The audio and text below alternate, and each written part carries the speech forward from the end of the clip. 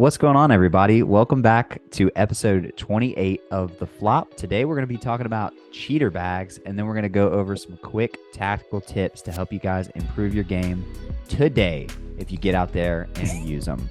So, before we get this episode started, I would like to thank our sponsors, Triple Crown and West Georgia Cornhole. Triple Crown, you can find them on Facebook. They're a huge name in the cornhole space, and so you're inevitably going to see them doing big things. So follow them on Facebook and check out what's going on there.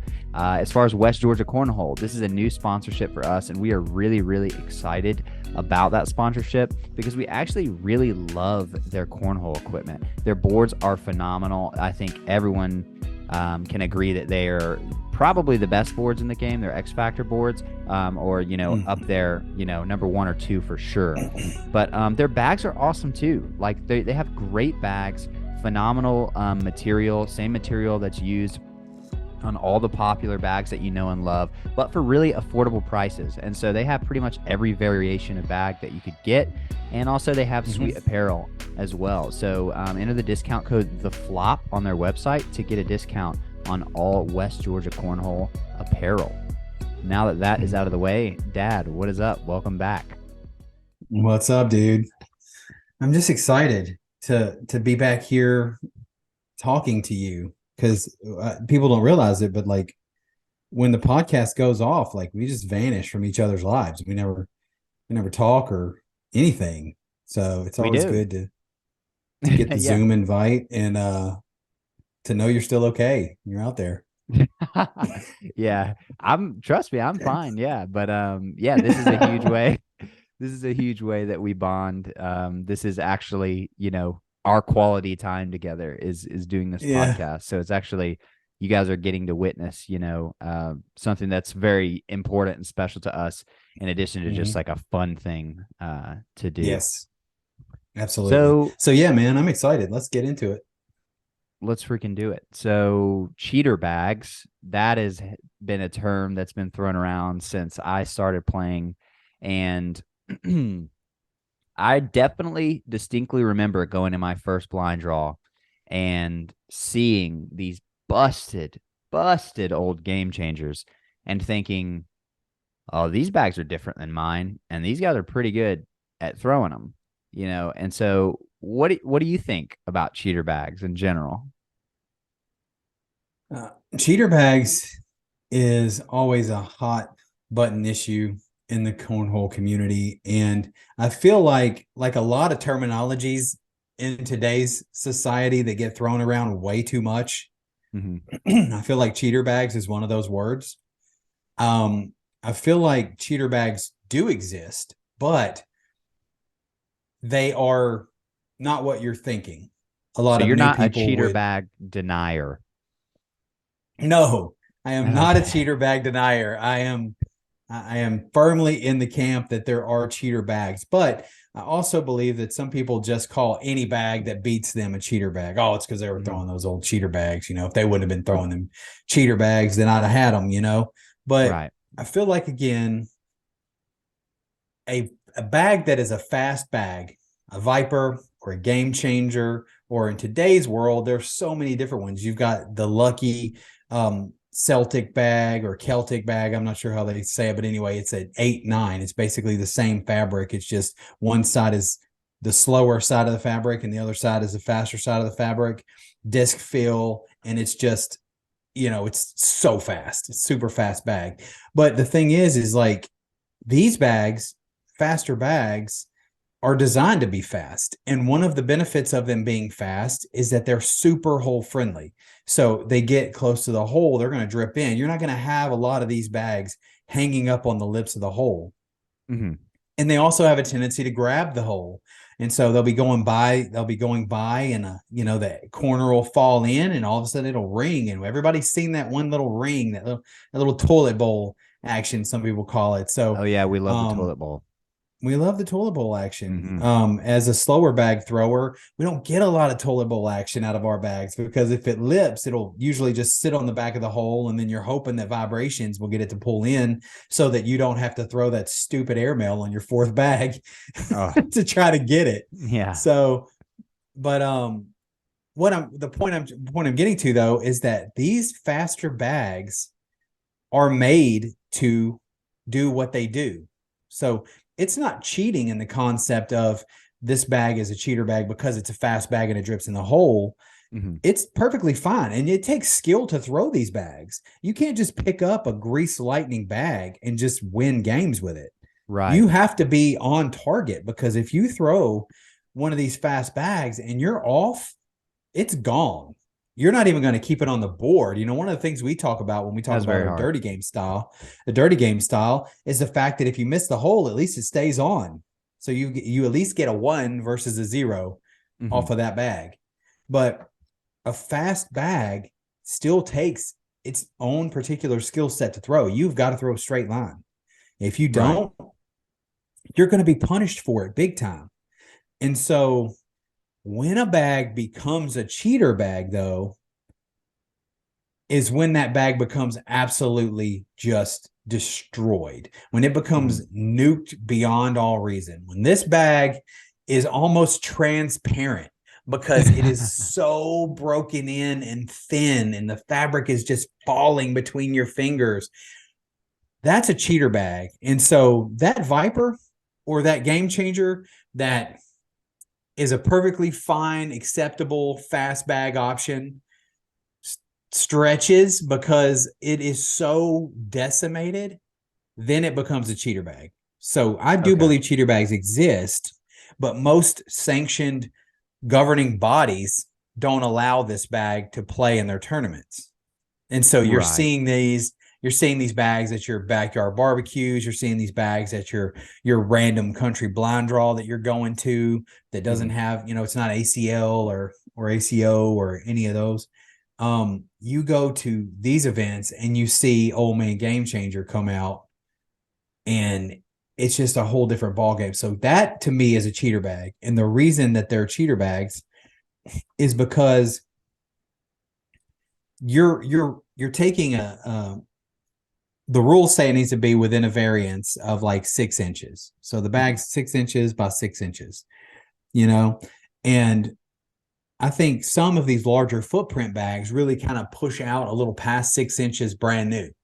So once they start breaking in, they start to stretch and they start to stretch. And you can end up with a Game Changer. Man, I swear I've held Game Changers that were over 7 inches wide, 7 inches by 7 inches, just because they're so obliterated. You have no chance of getting any purchase on like a butterfly grip. You have that type of grip where you cinch it into your hand so that it's firm and everything is, tight.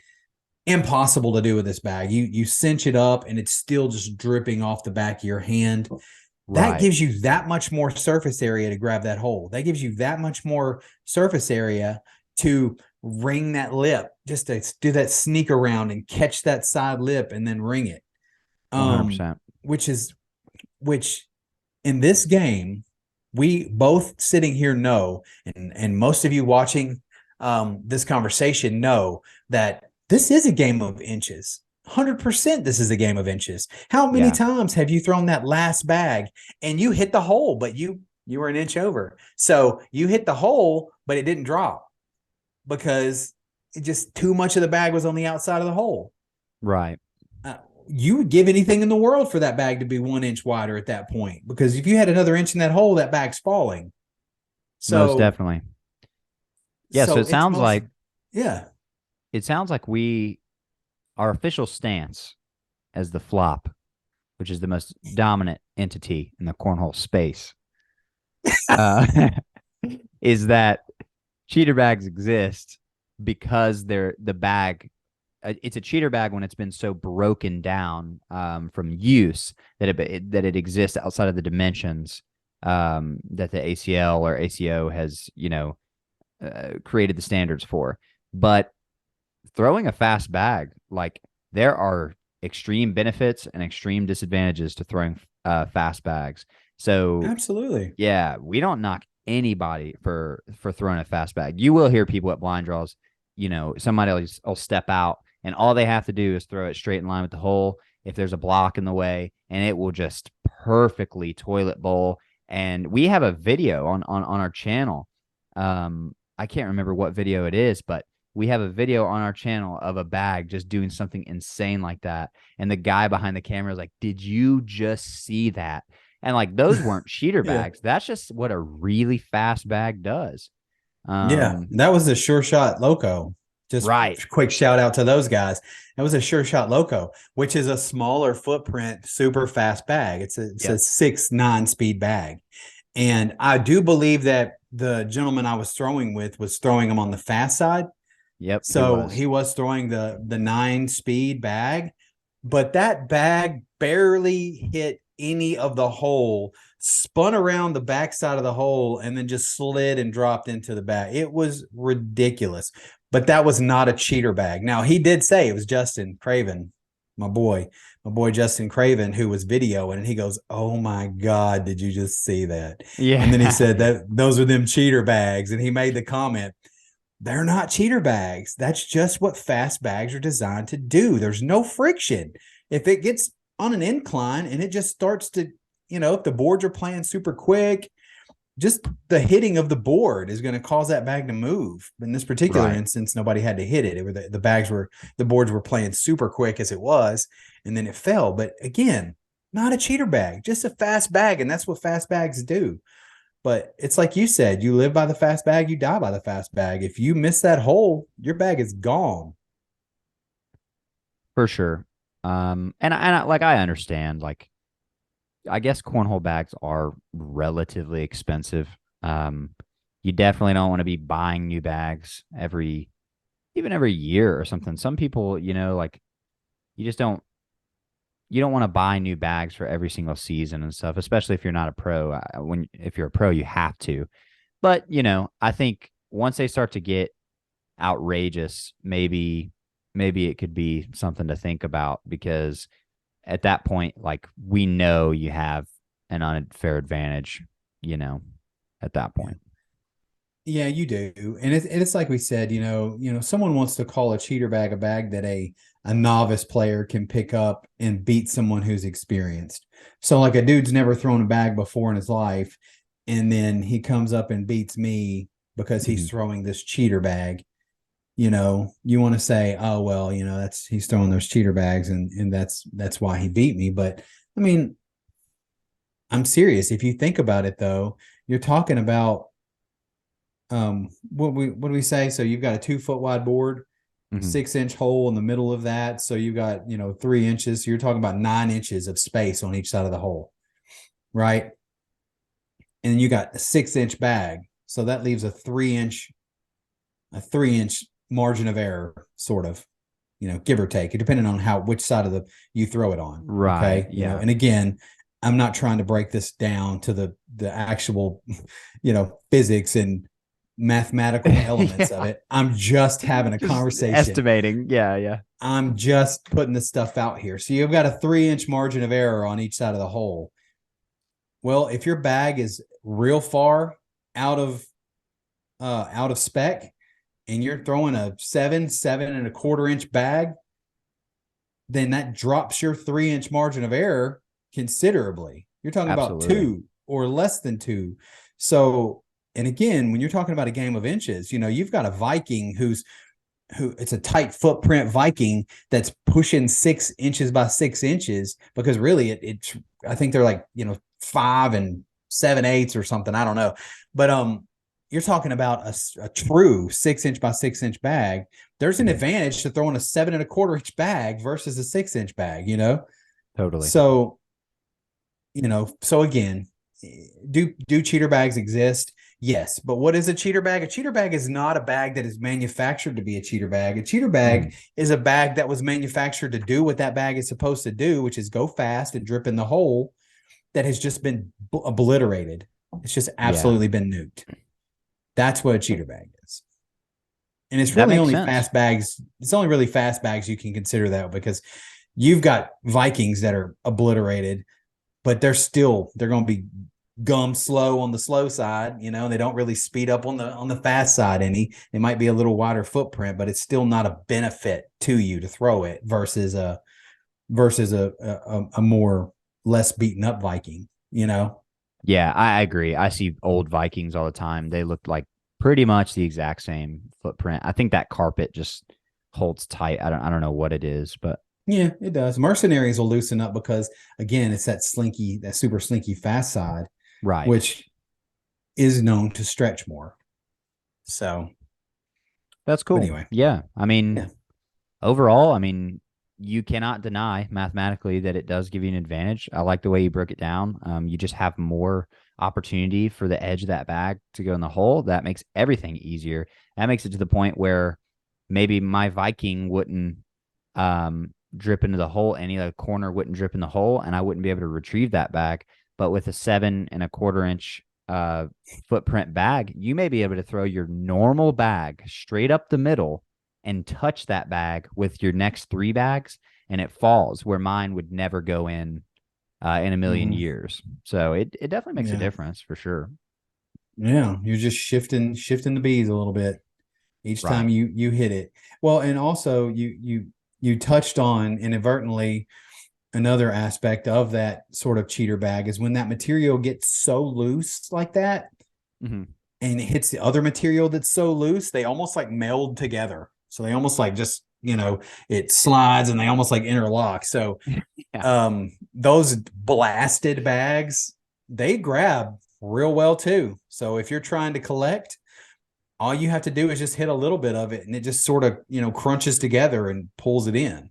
Right. So there are, it's like I said, they're real.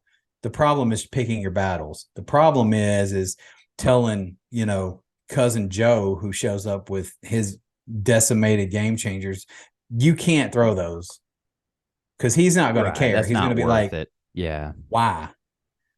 Well, because they're out of spec. He's like, for the barbecue. And you're like, yeah, my bad. Yeah, My bad. I'm sorry. Do you have another set of those that I can throw? Yeah. Yeah. I know. Change tune really quick. Yeah. Yeah. All right. Well, if you're going to throw those, then I'm going to throw those. You're not getting an advantage on me. 100%. Yeah. I mean, I'm not good enough to even worry about cheater bags in general, but I know it's something that people have like direct messaged us about. And I think it's, something definitely worth talking about. We're going to talk about Absolutely. all And aspects of the game. right. And I'm glad you mentioned that because I was going to throw out the to thank you to the fan who gave us the idea to talk about this Yeah. Thank in you. our messages. I hope that you see the episode and know who you are. So, but thank you for that because I think that is a real, like I said, we try to talk about real things in the cornhole community and we try to talk about it from more of a standpoint of people who are just trying to understand the game and people who are just trying to figure things out. And that's probably terminology that people hear, a lot at blind draws. And so there's probably some newer players who are just like, what do they mean? And we don't want you to think that cheater bag just means somebody throwing a fast bag because that's not the case. It takes a lot of skill to throw a fast bag, And 100%. I know I used to throw Vipers. I threw series Vipers when I first started, and I got punished a whole lot. And I also got to take the benefits a whole lot too, because they are most definitely going to lip it and ring it and drip, and they're not going to clog the hole. And, they're going to do all the things they were designed to do. So 100%. anyway, I think yeah, there's a reason that the best players in the world, like the Mark Richards and the Jamie Grahams, like there's a reason they throw very fast bags. Cheyenne Renner.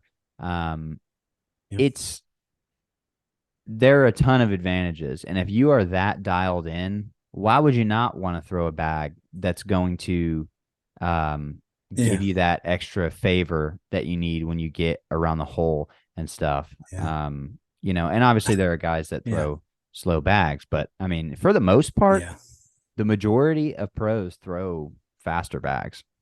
Yeah, it's true. Just ask a frustrated, Tony Wooten or Tony Wooten. I'll put them both Tony together. Wooten, Noah Wooten, Tony Smith. Anyway, I don't know. That could be their ship name, whatever you want to call it. That'd be awesome. Yeah. Just ask a frustrated Tony Smith when his bags are all hanging and he's throwing against somebody who's throwing a 7.9, a 6.9 speed bag, and theirs are just dropping in. That's got to be frustrating. Heck, you saw famous clip of I think it was Noah Almanza and Tony and Noah Wooten. God, I keep trying to Right. say, and Noah Wooten throwing those Mojo bags, And he said, "Why are we and they throwing were, these?" yeah, and they were just clogging, and like, why are we throwing these? And that's exactly right. You get that mindset. Sometimes I know I do. And I can touch on it a little bit more later, but like at the regional this weekend, my partner and I were throwing Vikings, and I threw pretty well. I mean, Vikings that's our go-to. That is that's been my number one bag for a while. And Mhm. so me and Craven, we throw Vikings together. And I've kind of been throwing the sorcerers lately just because I've just been having a little more success with them Yeah. going in and stuff. It's a little faster. They're harder to manipulate. Like a Viking is an easier bag to roll. The sorcerer is a little wider footprint with a disc feel, so it's a little floppier bag. It's a little tougher to roll. But we threw Vikings in doubles, and I had so many that just didn't fall. And he asked me because we played singles later, he said, "Are you throwing the sorcerers in singles?" And I said, "Yeah." And he was like, "Oh, you cheating on the Vikings?" And I was like, "No, not really." I said, "I love the Vikings, and I still do. This didn't change my opinion. I love the Vikings, and when they're falling, that's my gamer." Yeah. But it just in doubles, we were in some situations where I scored six on the not scored six against the player, but I Mhm. threw a six that Uh-huh. should have on any other board conditions, you know, been a 9 or a 10. Yeah. It's just they hung on the side and I bumped it. Like I'd even bump it with the next couple of bags and it just wasn't enough. And I'm not that dude. I'm not chasing it with the airmail. I'm not doing that Yeah. because I'll miss the airmail. It'll be the worst thing ever. So anyway, I digress a little bit, but that's all I'm saying. For sure. I hear people all the time when bags clog up, slow bags clog up, they're like, "Throw harder." It's not what it's about, buddy. Yeah, I know you don't Yep. throw super hard, even though you do throw slow bags. It just changes. It's not how you practice. Like you don't practice throwing hard, so it's not as simple as just, Mhm. oh, I'll keep the same arm path and same grip and release, but I'll just do it harder. Yeah, It's it's like harder. I don't think it works like that. But Yeah. So anyway, you're right. It's just that's why the majority of players, the pro players, throw faster bags. It's just it is what it is. So yeah, yeah, if you have a problem with the player you're throwing against throwing a faster bag and you think that's the reason they're beating you, then grab your faster bags before you step up. You know. oh yeah, absolutely. You're more than welcome to throw those cheater bags as well. Yeah. Asterisk. Yeah, right, right. So Okay, anyway. so yeah, let's move on from the cheater bags and let's just talk about a couple quick tips that we've just kind of thought would be helpful for you guys this week as you practice and things like that. Um, Mhm. One thing that I've kind of been focusing in on as I've been practicing this week is just when to step out and when not to step out. I think we all get caught up in the bag chasing game when we throw a bag to the left or right of the hole, because we see it all the time. The only cornhole we watch is, watching Eric Davis collect bags that are hanging off the right side of the board somehow. But Yeah. in reality, yeah, we watch these guys collect bags all the time, and it looks so easy, and it looks like all you have to do is just step out. But man, I really feel like in the long run, just throw that 10. Like, because Hmm. throw that 10. If you have a bag off to the left and you think maybe you can collect it, I would just throw your normal bag and maybe you'll touch it a couple times and maybe it'll fall. Maybe it won't. But you can't tell Hmm. me as like, an intermediate to, competitive player like myself. I'm not ever going to be mad if I throw a 10. Like I'm not going to be Yeah. upset with that. But I am going to be very upset if I step out and I end up throwing a 4 because I threw two bags off.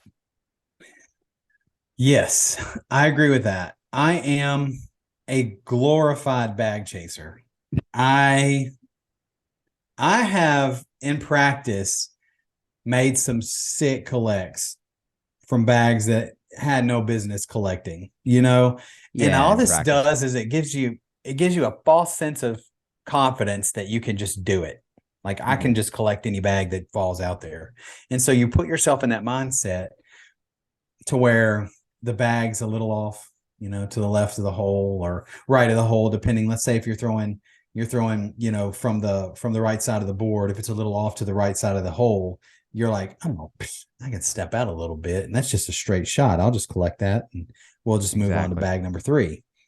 But the problem is that when you are a bag chaser like myself, and you're not Eric Davis, who is not human, you struggle to do that. And so I will step out and I will throw my bag. And a lot of times I'll just blang it off the side of the board. And I'm like, Yep. see, I could have put that bag in the hole super easy. I could be sitting on 4 right now instead of sitting on 1. And Exactly. so then you do one of 2 things. You recognize your shortcomings and you say, okay, well, at least I have 2 other bags. I'm just going to put these in the hole, cool as you like, and get out of here with the 7. Or you could be like me. Well, I missed that one, but I was really close. I'm already down. Let me throw this one. And so I'm going to throw this one and I'm going to miss it too. And then I'm like, awesome. I have a 1 point round so far.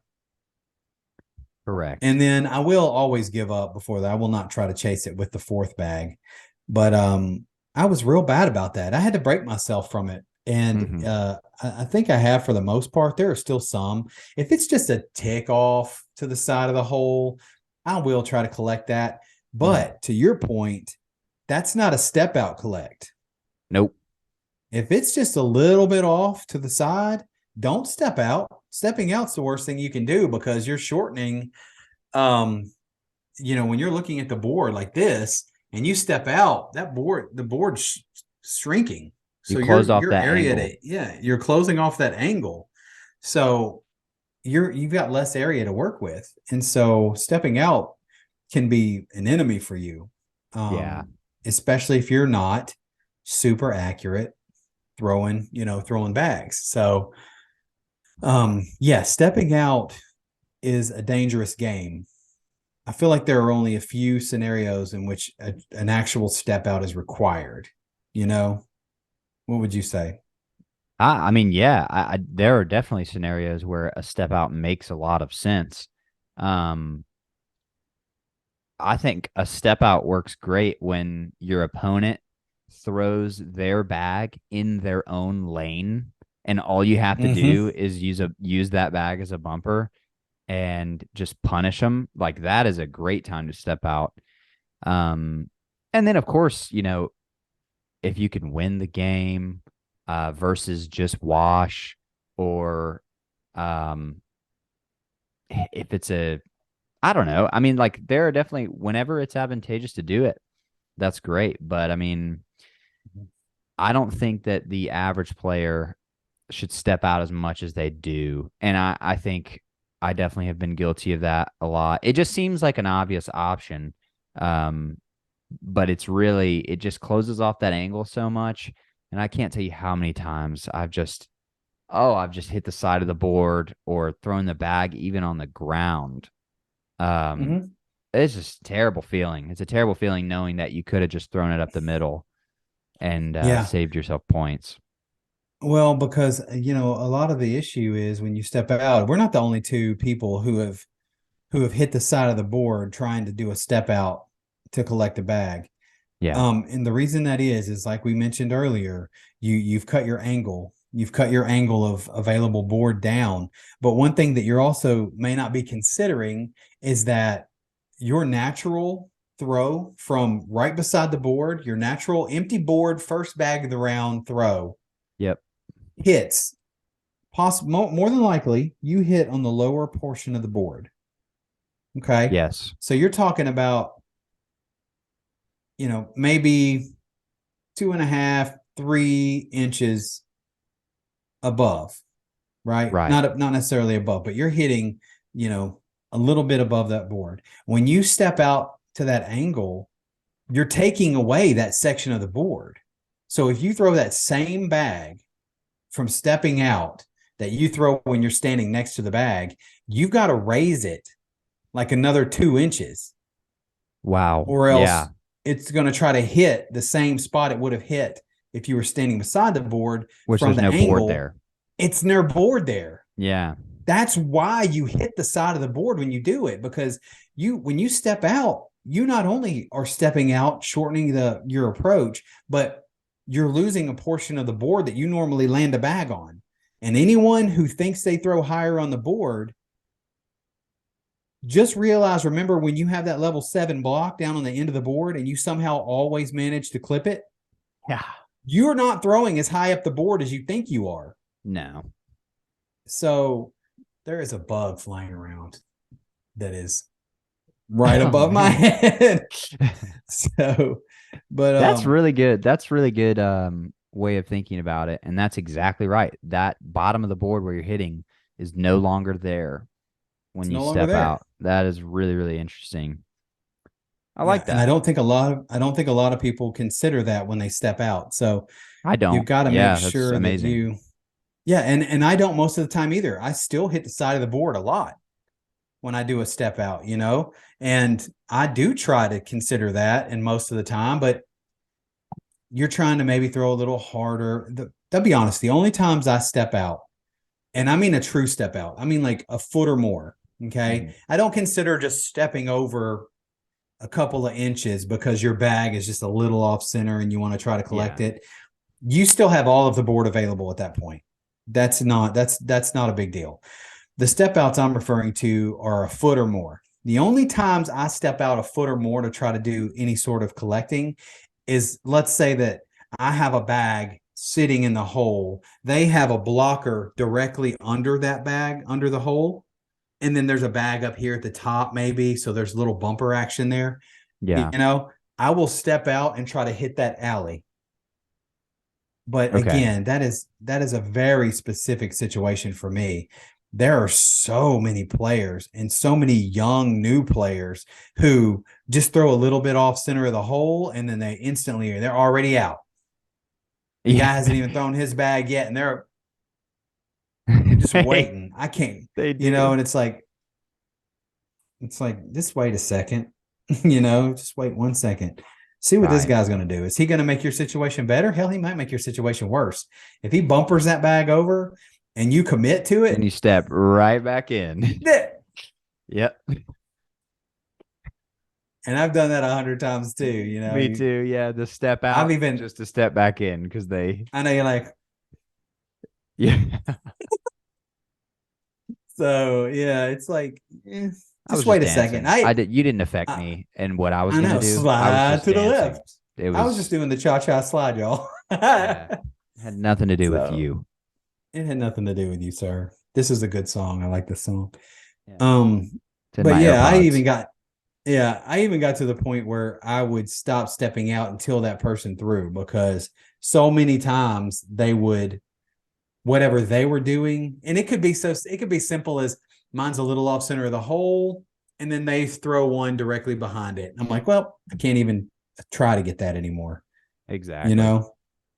And so I've really stopped trying to preemptively. And also, I don't know if maybe maybe if I slide over it, they're like, and then they change their game plan because they know what I'm going to try to do next. So I feel like it just gives you a little bit of maybe not an advantage, but maybe advantage is not the right word, but sort of an element of a surprise. If they don't know for a fact that you're going to step out, then they may not try to affect that bag at all.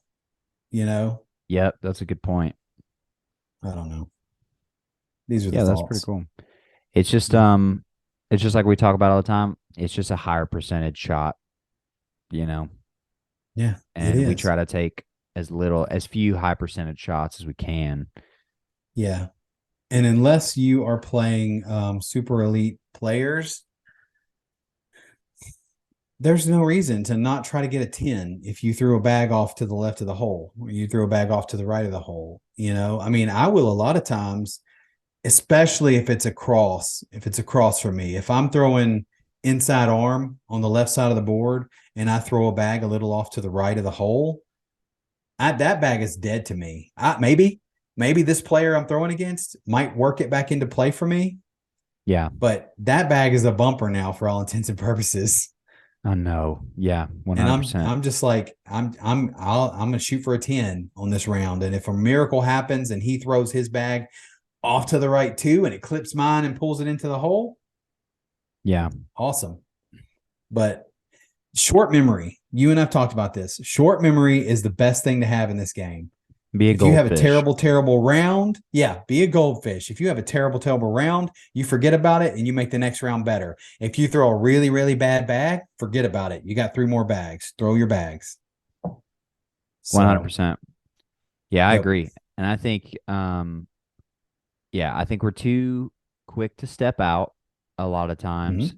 And I think people step out too soon. Like you're saying, like if they throw it just a little bit to the left or right of the hole, they'll immediately step out like that.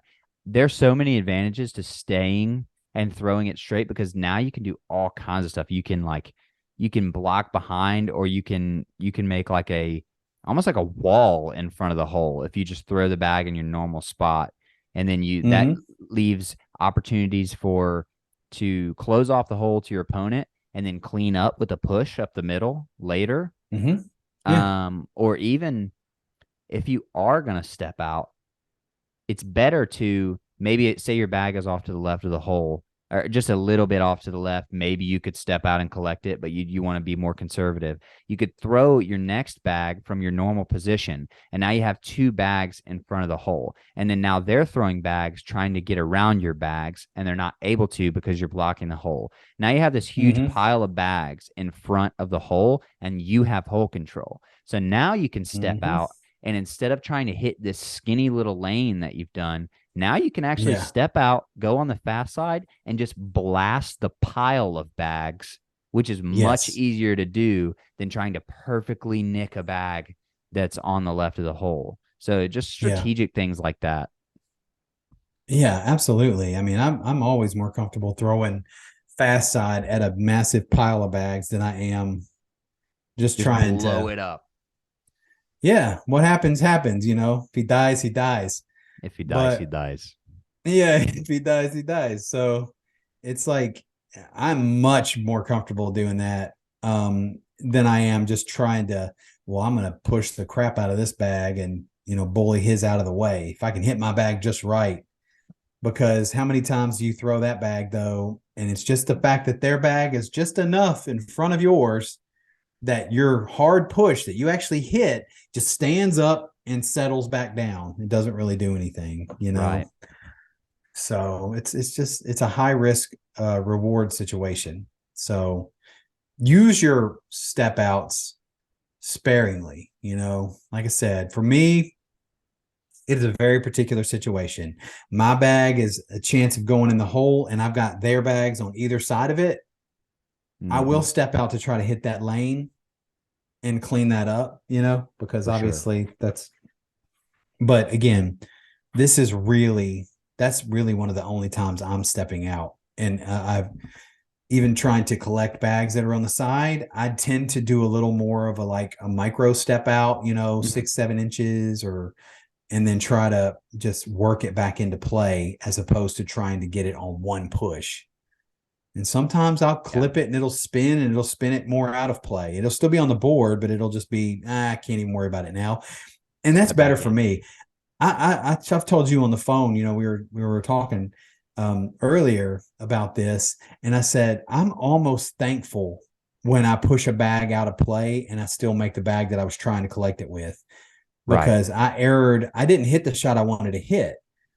But the best case scenario was I bullied that bag and knocked mine in. Or we've also done this. You go for that collect, but you go to the left of it and you actually knock the bag in you're trying to collect, but the bag you threw kind of spins off to the side. It's still on the board. either one of those situations is like a godsend for me. I'm like, okay, whoo, dodged a bullet. I put one in. What, it doesn't matter which bag it was. One of them went in and the other was no harm, no foul. And I don't have to worry about this bag anymore. It's too far out of play. Because like I said, my bag chasing tendencies tell me if that bag's not out of play, I can get it. And I can't. I can't always get it. Yeah. So that's cool. Well, I had a couple other tips, but at the risk of running over time and making it a ridiculously long episode, I guess I'll just save them for the next episode.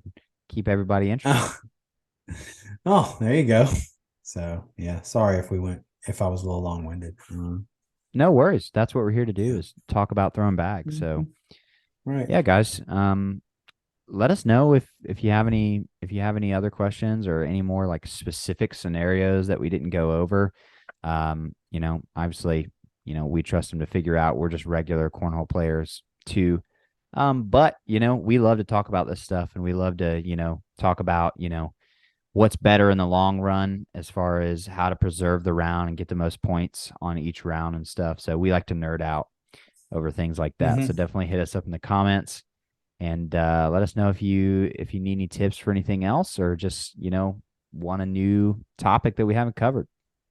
Yeah, absolutely.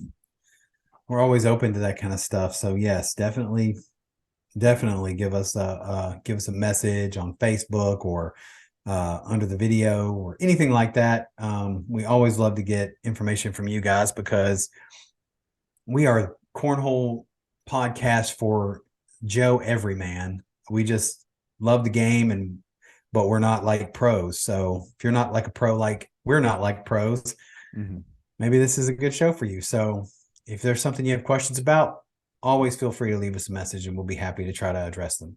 I know we send messages all the time with people who are just documenting their journey, and they just send us a message and say, hey man, an update from the last message I sent you. I went to this draw and had better success, and I've been practicing more and it's really showing. And it was just a lot of good community feedback. So just keep those things coming. We enjoy reading them, and we love interacting with you guys.